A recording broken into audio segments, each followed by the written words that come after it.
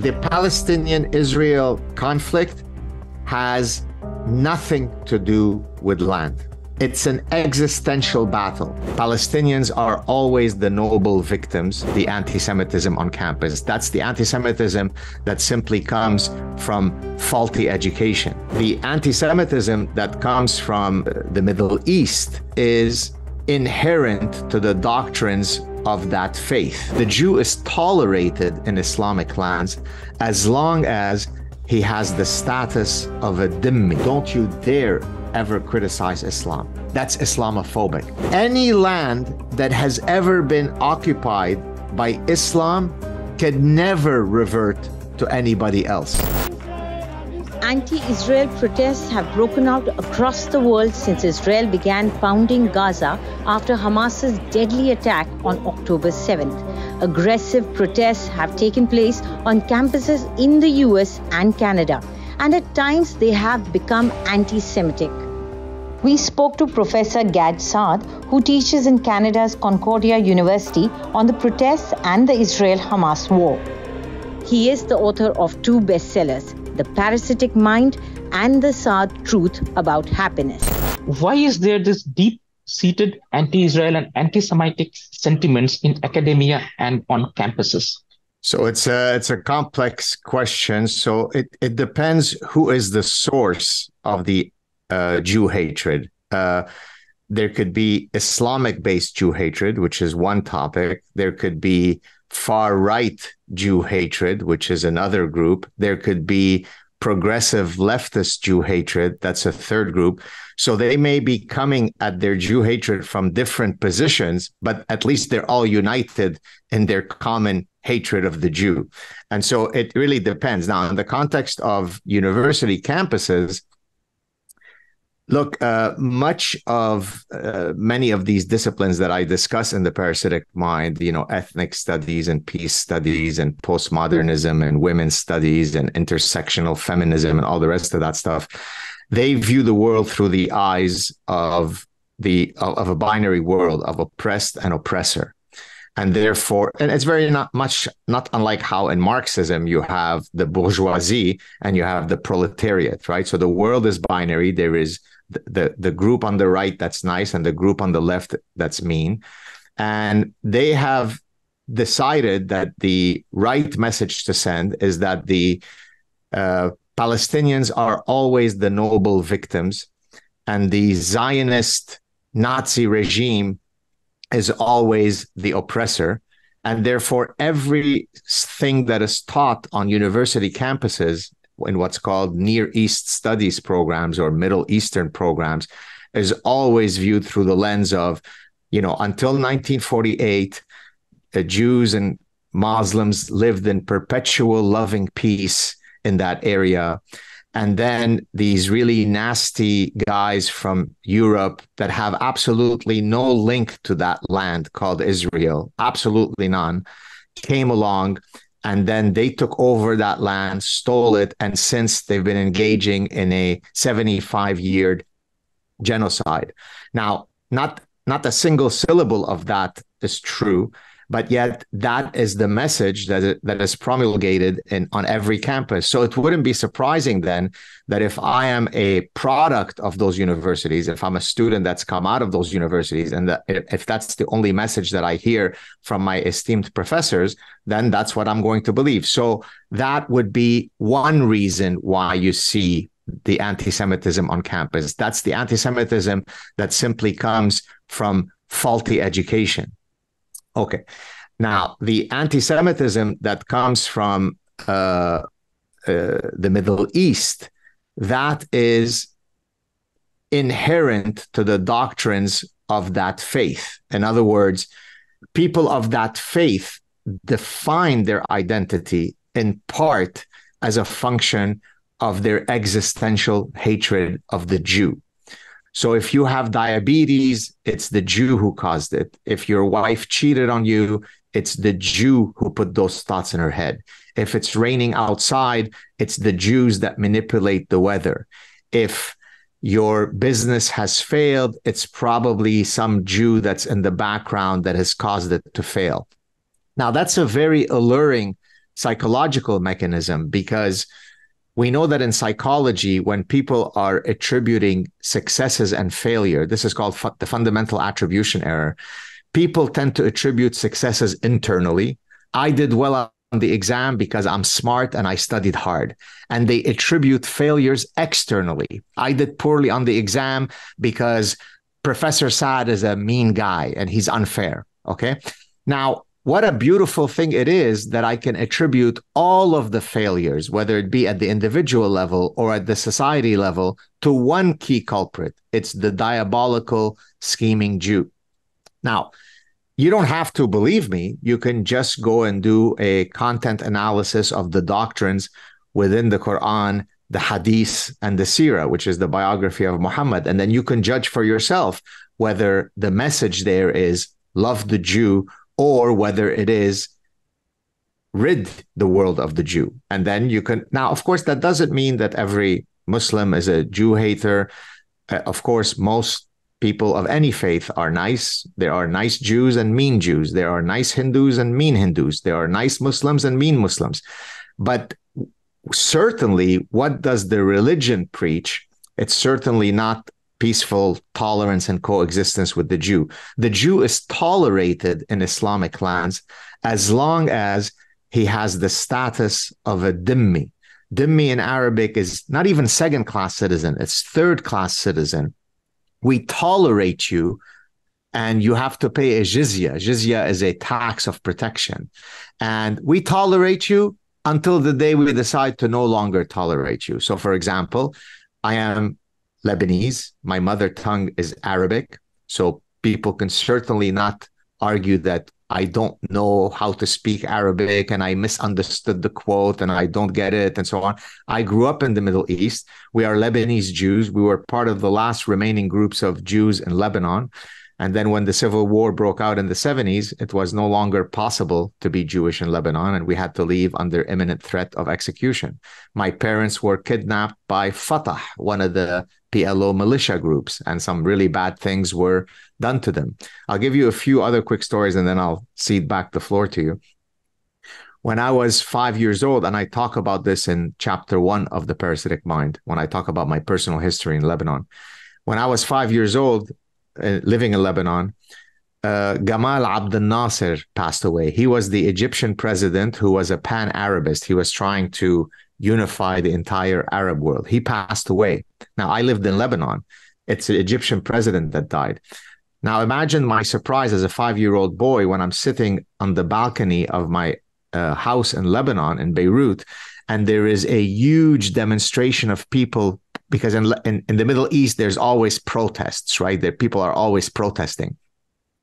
And as the people were protesting, I was hearing, "Death to Jews, death to Jews." And my mother said, "Hide, don't show your face on the balcony."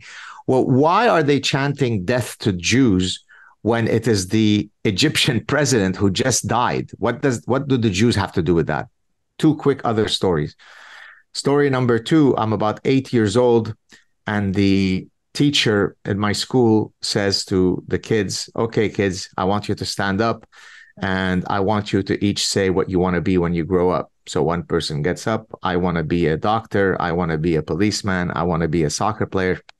And one of the kids, who was a friend of mine, supposedly, with whom I played, gets up and says, "When I grow up, I want to be a Jew killer." And everybody starts laughing and clapping. This is before the start of the Civil War. This has nothing to do with the Zionist occupation. I have nothing to do with Israel. I'm Lebanese. I'm Arabic speaking. He didn't say, "I want to kill Israelis." He said, "I want to be a Jew killer," right? Story number 3. When my family left Beirut International Airport, left Lebanon to escape Lebanon, the airplane pilot announced that we had just cleared the airspace of Lebanon, at which point my mother takes out a pendant with the Star of David, or like a chai, like a Israel, like a Jewish symbol, puts it around my neck and says, "Now you can wear this proudly and no longer have to hide your identity." Now I'm going to fast forward to about 10 days ago when my wife, along with one of our children, picked me up at a cafe where I was working on my laptop. She had just picked him up from a soccer match in the east end of the city. And as I walked into the car, my son says to me, "Daddy, if you had come to where I just played soccer, and if you were wearing a Star of David, you'd be dead." This is an 11-year-old. So 45 years ago, I leave Lebanon and my mother puts a pendant around my neck as an 11-year-old boy saying, "Now you can wear this proudly." 45 years later, my 11-year-old son, exactly the same age as that I was, tells me, "If you were wearing a Star of David in Montreal, Canada, you'd be dead." How has a political correctness on the part of leaders helped this anti-Semitic sentiments grow? Yes, it's a big question. So political correctness basically does the following. And so forgive me, I'm going to get a bit professorial here. There are two ethical systems. There's what's called deontological ethics. Deontological ethics is when you make an absolute statement. So for example, if I say it is never okay to lie, that would be a deontological statement. On the other hand, consequentialist ethics is when you say it's okay to lie if I'm trying to spare someone's feelings. Okay. So for example, I always joke that if your spouse asks you, "Do I look fat in those jeans?" then you better quickly put on your consequentialist hat and say, "Of course not. You've never looked more beautiful," if you want to have a happy, long marriage. So for many, many things, it makes perfect sense for us to be consequentialist. And we are consequentialist, and that's fine. But there are some foundational, universal principles that are deontological by definition. Freedom of speech, freedom of inquiry, presumption of innocence in the justice system. Those should never have, "I believe in freedom of speech, but." The second that you say "but," then you're turning from a deontological position to a consequentialist position. Okay. Now I'm going to link what I just said to your question about political correctness. So what often happens with Western leaders is that they apply a consequentialist ethos to something that should be deontological. So when you are a leader, you should speak the truth, even if it might hurt someone's feelings. So for example, many Western leaders say, don't criticize ever a particular religion, because then that marginalizes people of that religion. But it only applies to that one religion. So you can go completely ape on criticizing Christianity. That makes you super progressive. And that gives you a professorship at Columbia and at my alma mater at Cornell. So go ahead and make fun of Mormons, make fun of Christians, make fun of Catholics. That makes you an intellectual. But don't you dare ever criticize Islam. That's Islamophobic. And we don't want to be marginalizing. Look, go ahead and criticize Judaism all you want. I don't care, because I am strong enough in my identity to recognize that in a free society, people have a right to criticize any idea, any belief, any religion. You can't say, I believe in freedom of speech, except X, Y, Z. And so I think what happens with Western leaders is, in their desire to always appear infinitely compassionate and empathetic and nurturing, they end up succumbing to political correctness. But political correctness is akin to, so now I'm going to give an example from my book, In the Parasitic Mind. So there is a wasp called the spider wasp.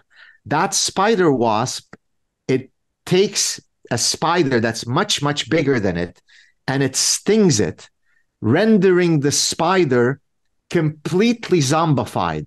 It's still alive, but it can no longer move. And it carries it to its burrow. It lays its eggs on it. And then when the offsprings hatch, the offspring will eat the spider in vivo while it's still alive.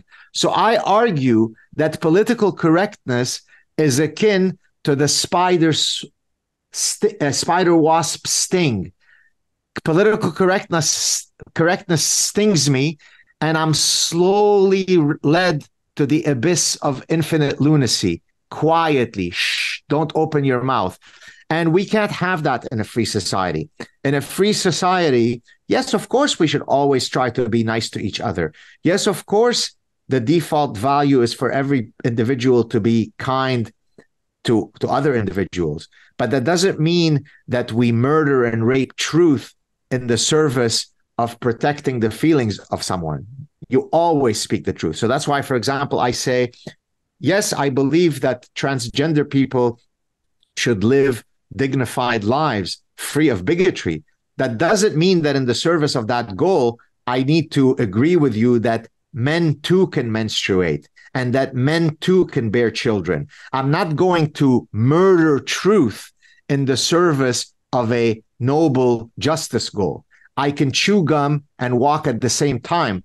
I could be supportive of social goals while always being truthful, while never violating a millimeter of the truth. And I think, unfortunately, Western leaders have succumbed to full consequentialism, whereby they're willing to tell any lie as long as the consequences are that some group is never having hurt feelings. What you tweeted recently connects absolutely to what we were discussing. You said you're a very optimistic person. I'm a fighter for Western values and liberties. I am a dogged defender of science, reason, and common sense. I must say, though, that I am unsure that the West can recover from its multi-front civilizational suicide. And you have said that our kids will have to pay for the progressive arrogance. Exactly. So, and that took, I mean, millions of people by surprise. My tweet, I don't know how many it's been viewed now, millions and millions of times all over the world, is because I think people are usually used to me being what many people call me, the happy warrior, and hence why I wrote the happiness book, which is even when I'm dealing with very complex, difficult subjects, I always seem to be, playful, and I can joke around and I can be fun and irreverent. Whereas here I was obviously very dire in my prognosis. And the reason for that is because as I say in the full tweet, and I highly recommend that people go and read it. It'll take them 1 minute to read it. It's my pinned tweet. It's because, if I draw an analogy, if you go see your physician and he says, "Hey, Mr. Das, God forbid you have stage 4 cancer, and here's what we need to do." Imagine if your answer is, "Well, there is no such thing as cancer. And if there is cancer, it's probably the fault of the Jews. And if they probably have the cure for it, but they're holding it because the Jews are diabolical. And here's what I'm going to do to fight the cancer, which I don't really have. I'm going to smoke 3 packs of cigarettes a day. I'm going to inhale a bag of asbestos, and I'm going to suntan in an artificial suntan for the next 8 hours a day." So as you know, the adage, the first step to solving a problem is to recognize that you have a problem, right? That's what you have for alcoholics. Well, the West is not doing that, right? The West is saying, I don't want to, excuse me? It is in a denial mode. Exactly. It's in a complete denial mode. And in the pursuit of that denial, then you end up doubling down on all of the things that gave you stage 4 cancer, right? So I don't believe that smoking causes cancer, even though you told me I have lung cancer. As a matter of fact, I'm going to smoke 6 packs a day to show you that there is no such thing as cancer, and I don't have cancer. And so that's why I was very solemn and pessimistic in that tweet, because I saw, look, on October 7th, 1,400 plus Israeli children, young people, Holocaust survivors were butchered in the most horrific ways. Now, 3 things can happen as a result of such a reality. If you pursue the ontological principles of shared humanity, so there are 3 things that could happen globally, right? And before I explain that, let me draw an analogy. If you are on a diet every single day, as a result of the set of decisions you make that day, three things can happen to your weight. There is no fourth thing. It's only three things. Either your weight at the end of that day goes up, either your weight stays exactly the same, or your weight goes down. There is no other possibility, correct? Now, let's apply that to October 7th, 1,400 Jews were slaughtered in this most incredibly vicious, barbaric way. So three things can happen from the global community.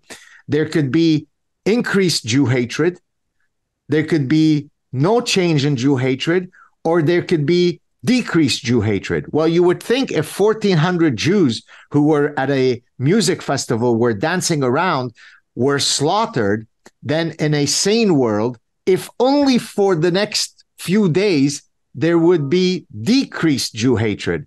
But what has happened in the past 3 weeks?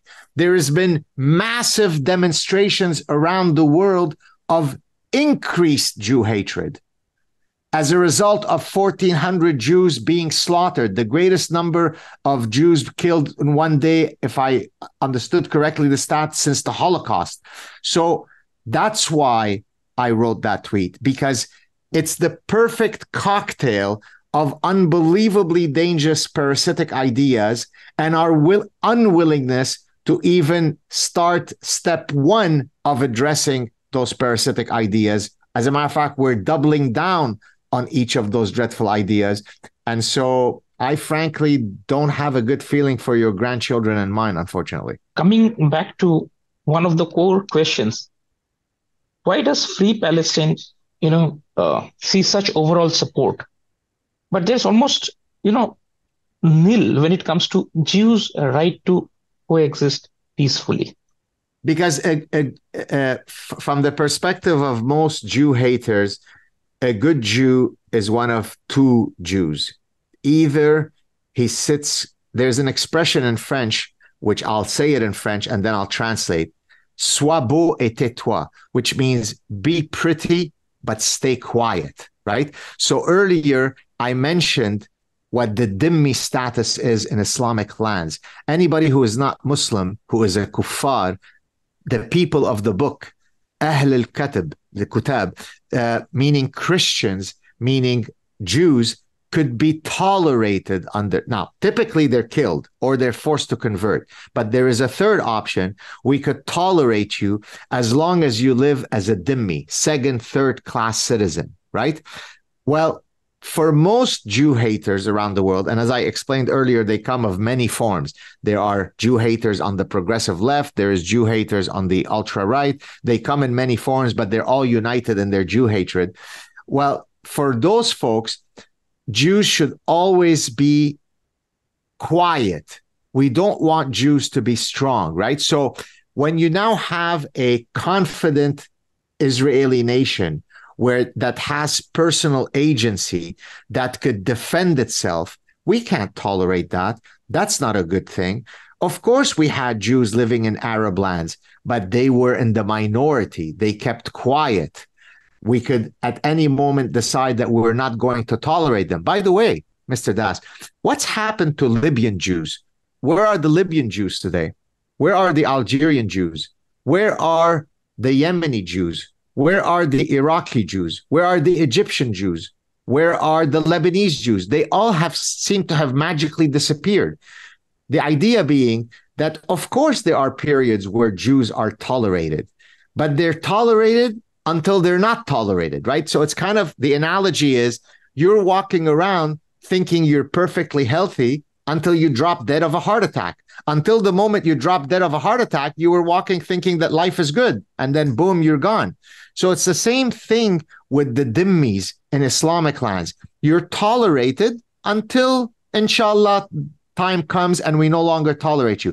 What's happened to all the Christian minorities in the Middle East? By the way, my homeland of Lebanon used to be the only Christian majority country in Lebanon. Oops, what happened now? And so the idea is that, sure, we can tolerate Jews, but not when they are in a position of power. And so the existence of Israel is an existential threat to that theological position. right? There's another position that your viewers should know. In Islam, the world is divided into two worlds, Dar al-Islam and Dar al-Harb, the house of Islam and the house of war. Any land that has ever been occupied by Islam can never revert to anybody else. That's why, for example, Andalusia, which is in current Spain, at one point was conquered by Islam.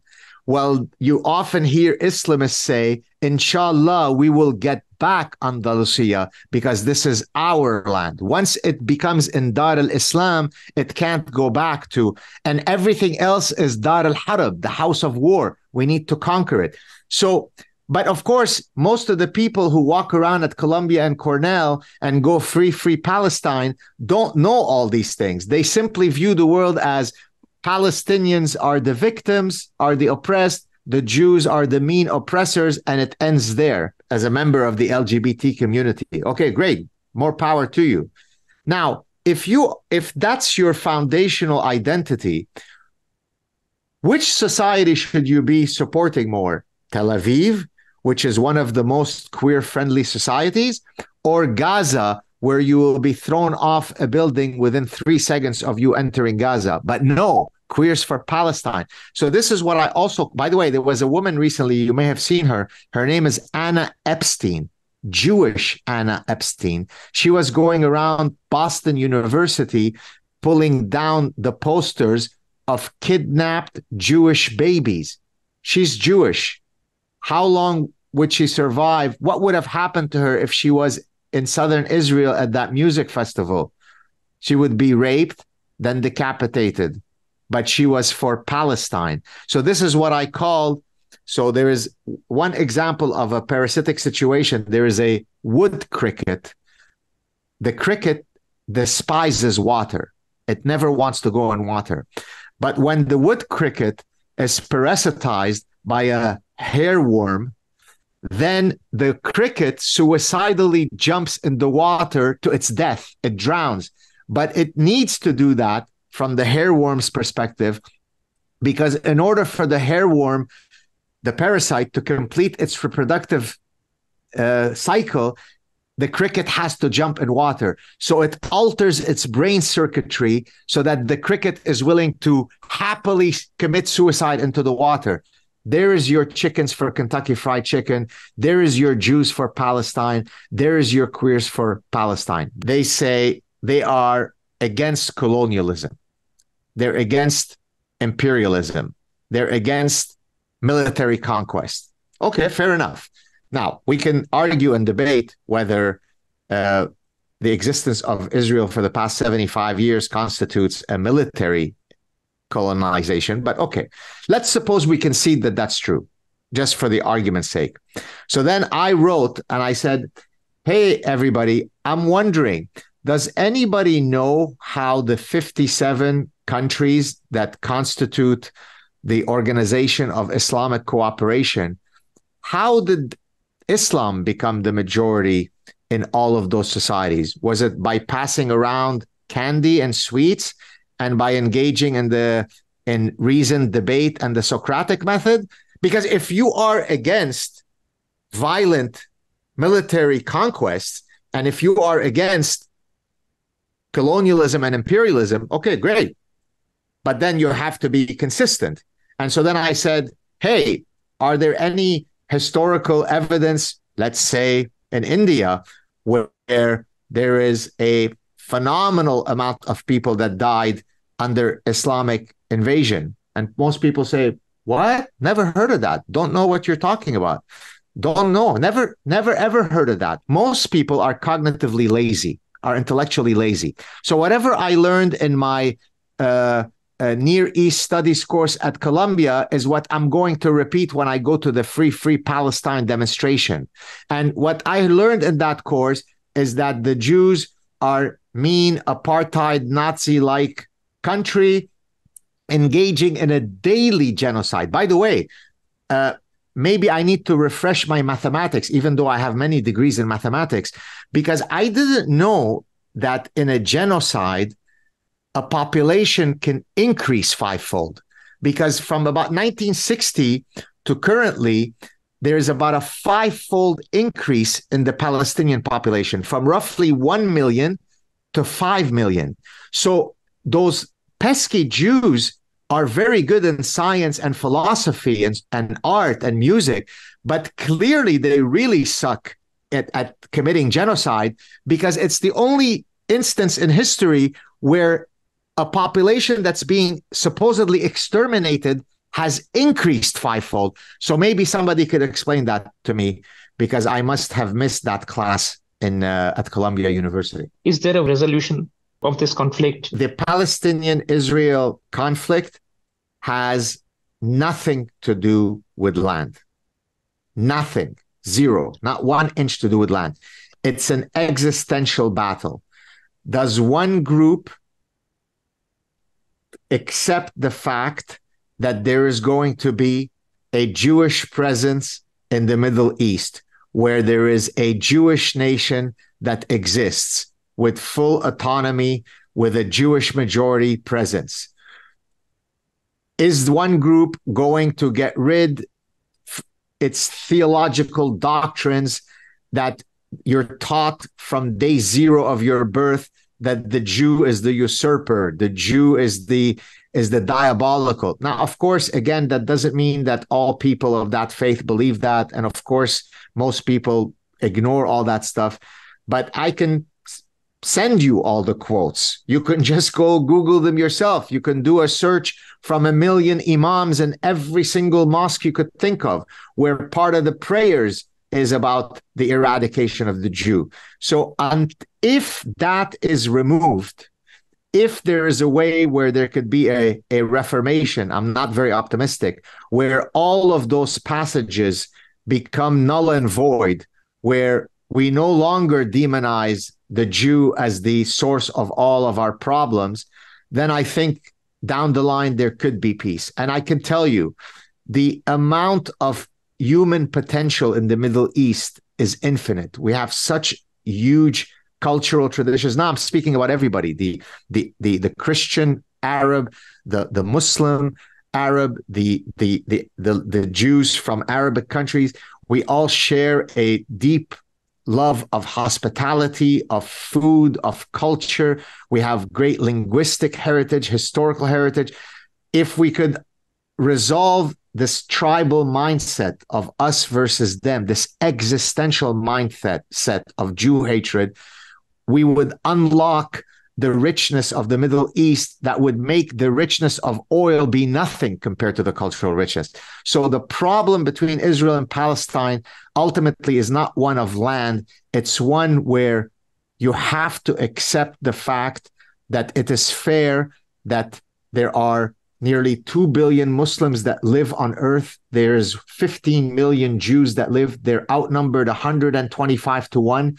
99.6% of the land surrounding Israel is Arab Muslim land. 0.4% of the land is Israel. That seems like a pretty fair deal.